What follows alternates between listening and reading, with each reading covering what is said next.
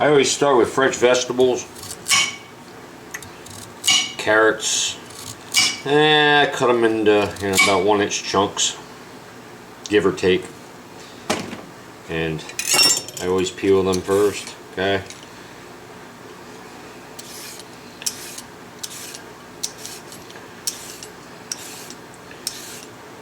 Everybody loves carrots in a stew. I use a whole bunch of them. I'd say at least probably 2 pounds, give or take. You can never have enough carrots.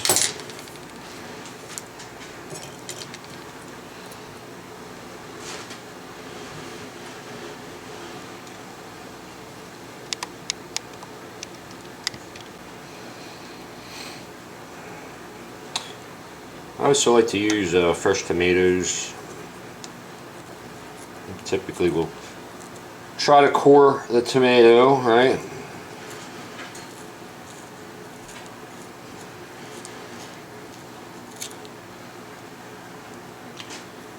And then I like to blanch the tomato to get the skin off, so I cut a little X in the back. And this will go in boiling water for about a minute until the skin loosens, and then it'll go directly into an ice and water bath, peeling the skin off. Here my water's boiling. I'm using 4 medium tomatoes. I bought these, I don't know, about a week ago, so they're kind of ripe. And I will reuse this water to make my stock.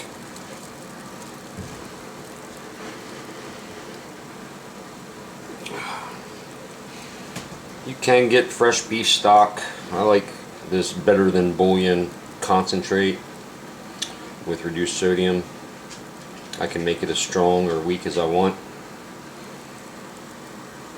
But we'll leave the tomatoes in there for about another 35-45 seconds. You can actually see, as the process of boiling goes, you can actually see the skin start to loosen.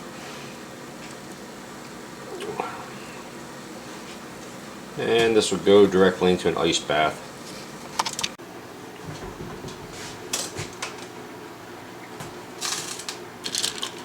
We want to stop the tomato from cooking, which is why it's going in this ice bath.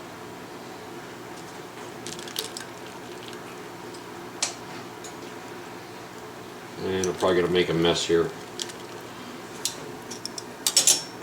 Yep.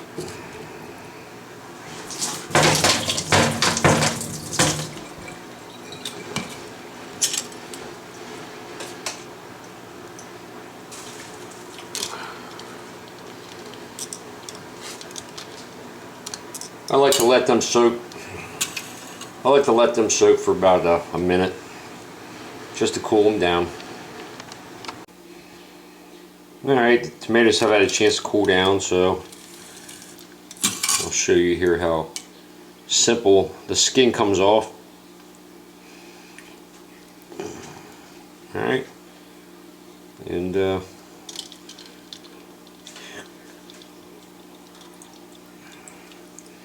really is that simple. I won't make you sit through all this, but yeah, that's a trick that some people don't know.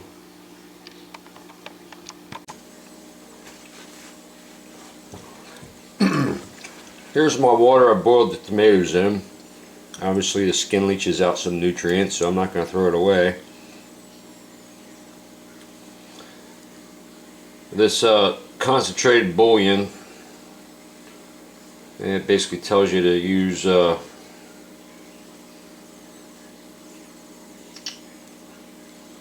1 teaspoon per 8 ounces. I don't follow directions when it comes to bouillon. I just mix it until it's a nice rich brown color, and that usually tastes good. So here it goes.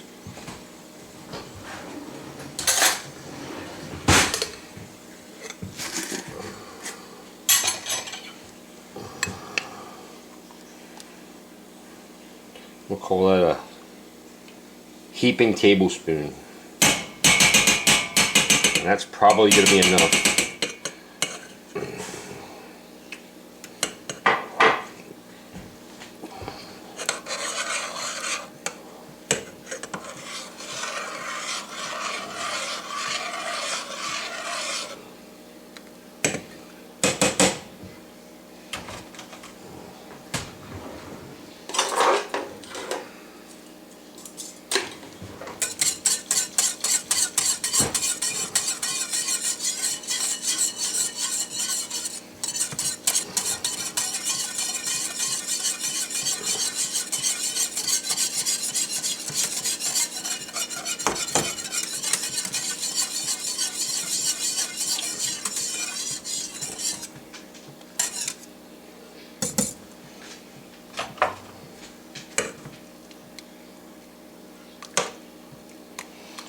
Yeah, that's a little light in color. I think I'm going to add another tablespoon to that. That's more like a quarter cup, but whatever.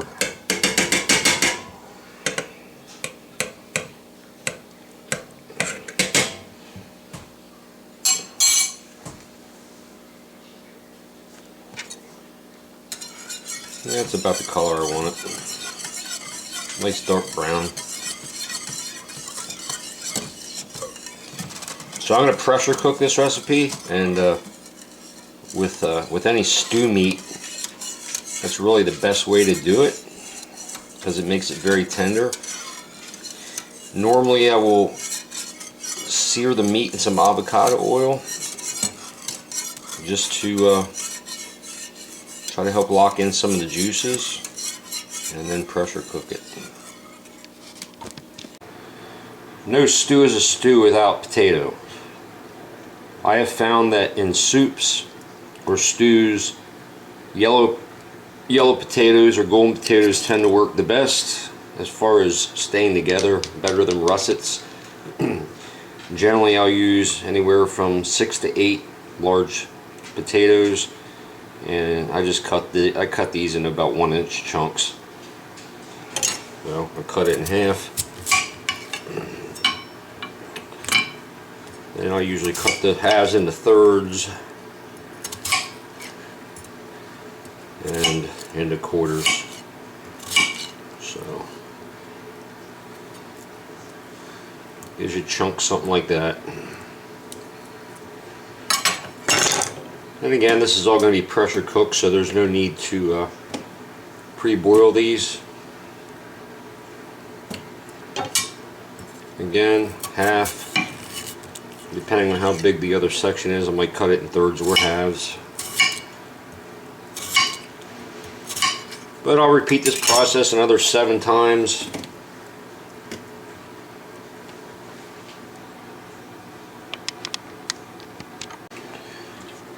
In my opinion, any soup always tastes better with celery. I'll usually use a whole bunch like this. Now the middle section has leaves, which me personally I like to leave in, so I'll just basically cut the ends off of this, and then you know, cut the stuff relatively thin. And I generally will always pre-wash. There's still, as you can see, probably a little dirt in there. I'm going to just wash that off real quick.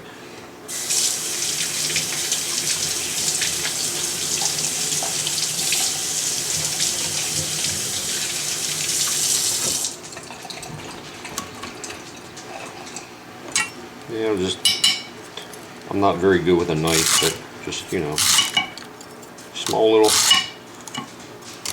1/2-inch chunks. I just think it brings a fresh flavor to any soup to have celery in it. Of course, this step could be omitted if you don't want it, but these things reduce down to small pieces that are just real soft and tender.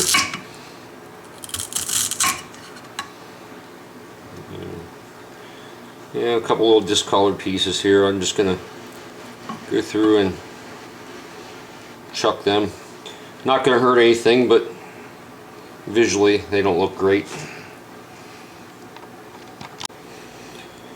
Here I'm using two medium sweet onions.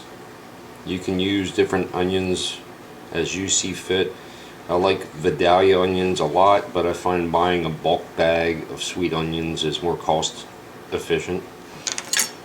These I just kind of, I don't dice them for this particular recipe. I just kind of cut them. Just kind of cut them into chunks. These things, again, just like the celery, this is primarily for flavor. If you have someone that hates onions, they probably won't even notice this is in. I'm not too particular about how big those things are. However, if someone in your family doesn't like onions and you want them in the recipe, so you might decide to dice them a lot finer than I'm doing it. Either way, the end result after the pressure cooker is going to be a lot of reduction. And I won't make you sit through the second onion because, you know, it's pretty self-explanatory. Here's a tomato I skinned, and again, just kind of cut them in half and just into chunks. These again are there for flavor, and I mean, you can buy canned tomatoes, but man, when you can get fresh tomatoes and use them in a recipe, the difference is unbelievable. And I used 4 on this particular recipe. I found previously using canned or pureed tomatoes made the broth kind of too tomatoey, if that's a word. And so I switched to pretty much anything I make is fresh. And that's how I found things taste the best. Here's the stew meat. Unfortunately, our area was hit by 2 snowstorms in the last week, and typically what I do is I'll buy like a bulk pack of stew meat, like 4, 5, 6 pounds of it. And for this recipe, I typically use 2 pounds. The store I go to is a big box store, BJ's. They have this Verde 100% grass-fed organic beef for stew. I've used this before, but economically it makes more sense to buy like a 4, 5, or 6 pound batch, and then I use a vacuum sealer. Usually what I'll do is I'll weigh the I have a scale, weigh it out in 1 pound increments. But here some of these cubes are relatively large, so you know, I'm gonna actually, I have a filleting knife, so I'm just gonna cut some of these cubes down a little bit smaller so they're relatively bite-sized. If there's any huge chunks of fat, I'll typically cut them off, but if it's just a marbling in the meat, it does add flavor. I'll leave it in. And then again, these will get lightly seared in avocado oil here in a moment after I get them all cut up. And we'll see you then.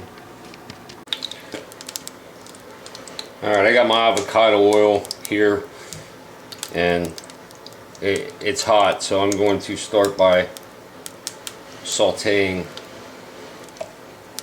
or searing this meat. I do it in batches, not all at the same time.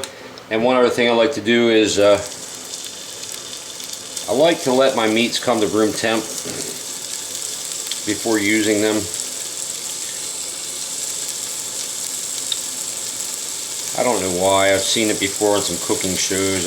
I don't know if it's about the meat getting shocked, but take your time with this. Turn it a couple times. I don't cook all the way through the meat,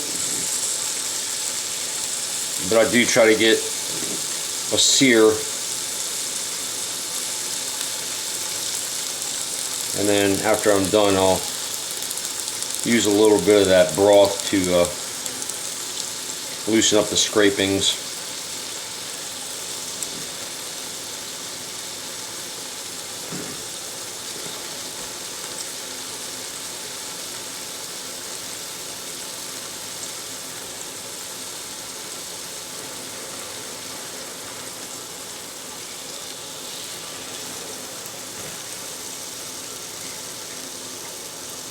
I do about half a pound at a time, and then I transfer the meat to another bowl.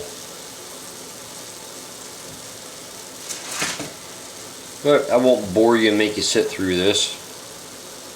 Again, the goal is to get the meat nice and hot on one side, on another, just to sear it.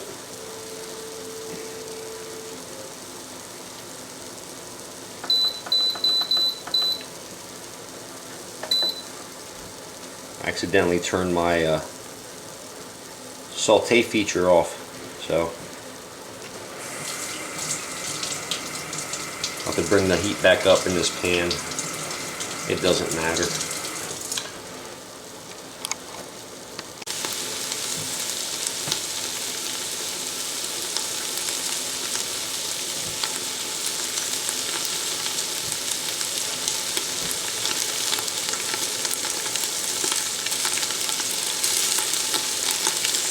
That's about what I want, just brown on the side. I'll flip these all once, let them cook about a minute or so per side. And then I'll transfer these over to a bowl just for storage while I get the rest of this stuff cooked. I won't bore you with having to watch repetition, but just give you an idea what I do. Of course, I thought about making this already without searing the meat, but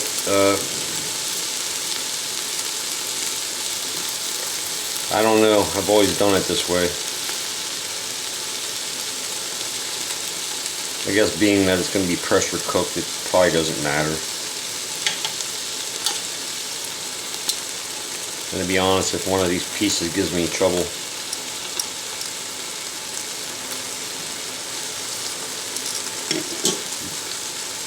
I'll just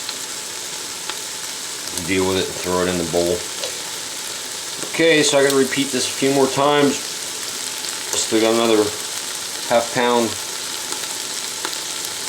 to cook, and then I gotta get the other pound ready to go. Here I've got the remainder of the meat in. Again, when doing this I use an avocado oil because it has such a high smoke point. I do not recommend using olive oil. The smoke point's just too low. I just found this oil, and I think canola works pretty well too. You have to Google that, but in searing meats I found an oil with a high smoke point works the best.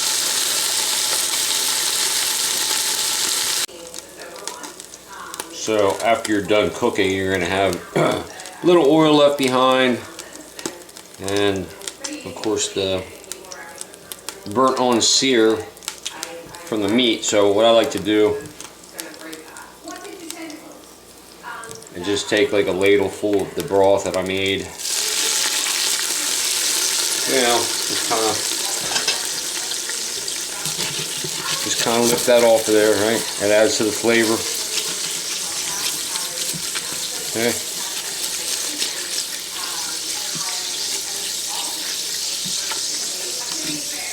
And it smells good.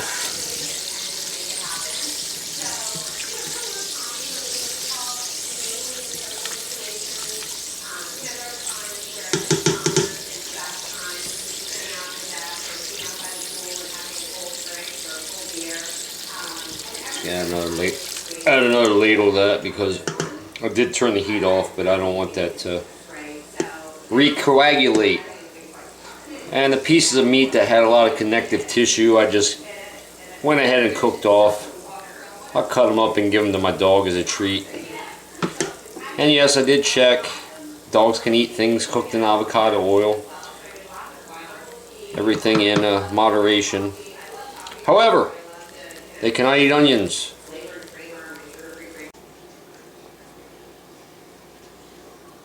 So here I have baby portobello mushrooms. Obviously you want to wash them because you know they're grown in shit. I like to take the stems out personally after they're washed. I heard a rumor not to wash mushrooms until you're ready to use them. There's probably a reason for that, but I don't know what it is. And what I like to do, believe it or not, is just I cut them in half, and then I got this egg slicer that I found works great for eggs when you're making soups, but it also works great for mushrooms. Look at that. Now you don't have to hack mushrooms up. Pretty cool trick. And I don't know, I use probably about a pound or so of these mushrooms. Again, I cut them in half and then use this egg slicer, just make short work. Yeah. And again, if someone in your house doesn't like mushrooms, well, cut them up, dice them up, because they definitely add an earthiness to the soup, and I think that these portobellos pair well with beef. So I broke my egg slicer and then I discovered that maybe setting these mushrooms upside down helps them cut a lot easier. So, lesson learned. I guess I'll be ordering myself another egg slicer. Amazon loves me. But I can definitely feel less resistance doing it this way. I think the one I broke in on was a little bit larger. Oh well, lesson learned. And now we wait. Wish this thing would hurry the hell up. Anyway, that's my setup. Once this gets the pressure, then it'll start counting down. About 30 minutes, all it takes to get that beef tender. Now the moment of truth, you get to release the steam. Yay!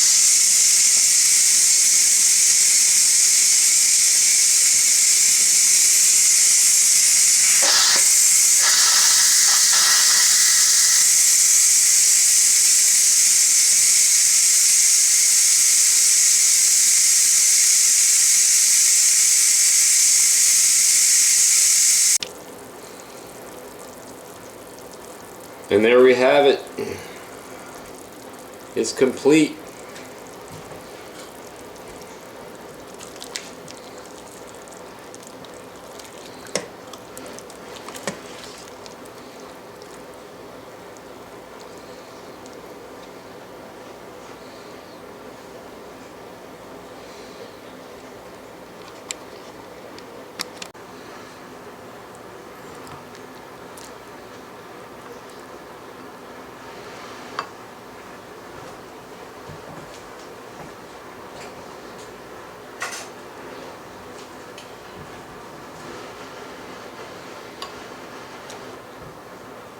I hope you enjoyed this, and I hope you get a chance to make this yourself, because it's really not difficult. It's a little time consuming with the prep work, but it's absolutely delicious, and the amount I made can probably feed a family of 8. But the cool thing about this is I'm going to have leftovers for days. So give it a try. If you like it, I'd like to hear your comments on what you and your family thought. If you didn't like it, let me know that too. And if you liked the video, hit like. Thanks for watching.